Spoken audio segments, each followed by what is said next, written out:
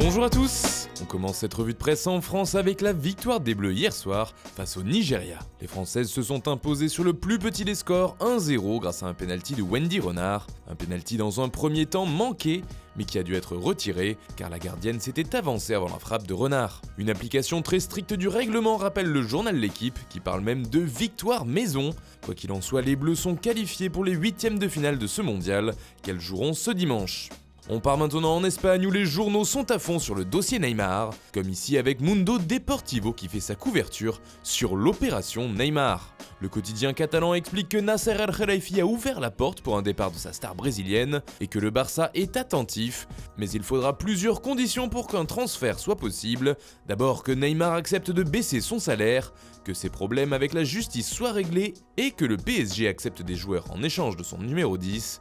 Sport aussi s'enflamme sur ce dossier et affirme que c'est chaud pour Neymar et qu'à l'inverse ça se refroidit pour une venue d'Antoine Griezmann.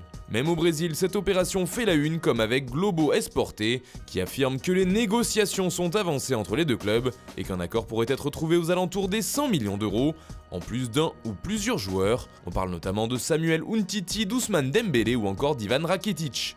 En Angleterre, on parle également de l'avenir d'un autre international brésilien, il s'agit de Willian, le joueur de Chelsea. Et dans les pages du Daily Mirror, on apprend ce mardi qu'il serait l'objectif numéro 1 du futur coach Frank Lampard, ou plutôt que sa priorité serait de conserver le joueur qui évolue avec les Blues depuis 2013, ce qui voudrait dire selon le Daily Mirror refuser une proposition de Barcelone de 35 millions de livres, soit près de 39 millions d'euros pour le faire venir. Toujours en Angleterre, Manchester United souhaite également conserver ses stars, et surtout son milieu vedette Paul Pogba. Les dirigeants mancuniens auraient même proposé une très belle revalorisation salariale à la pioche. Le Daily Mail parle d'un salaire de plus de 500 000 livres par semaine, soit plus de 2 millions d'euros par mois. Au total, cela représenterait pas moins de 29 millions d'euros par saison. Et puis dans les colonnes du Times, on apprend qu'un autre Red Devil aurait reçu une proposition de nouveau contrat, il s'agit de Marcus Rashford. Pas de chiffres évoqués ici, mais les dirigeants de United espèrent le faire prolonger d'une année supplémentaire, soit un contrat qui le lierait au club jusqu'en 2021. Dans la presse portugaise, tout semble déjà acté pour João Félix.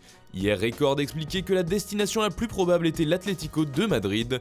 Aujourd'hui, plus de doute possible, peut-on lire dans les journaux lusitaniens. Félix fait pleuvoir les millions, s'emporte au Jogo, qui ajoute que les Colchoneros vont payer les 120 millions d'euros de la clause libératoire du jeune international portugais de 19 ans. D'ailleurs, ce dernier devrait décrocher le pactole puisque son salaire devrait être de 6 millions d'euros net par an. Même son de cloche en une de Record, adieu Félix titre le quotidien, et bonjour des Thomas, qui devrait être la prochaine recrue du Benfica en provenance du Real Madrid. Enfin, on termine ce tour de la presse par l'Italie, où les déclarations de Francesco Totti font les gros titres, comme ici avec le Corriere dello Sport. Hier, dans une conférence de presse incroyable, la légende de la Roma a réglé ses comptes avec l'équipe dirigeante de son club de toujours, annonçant au passage son départ de Rome.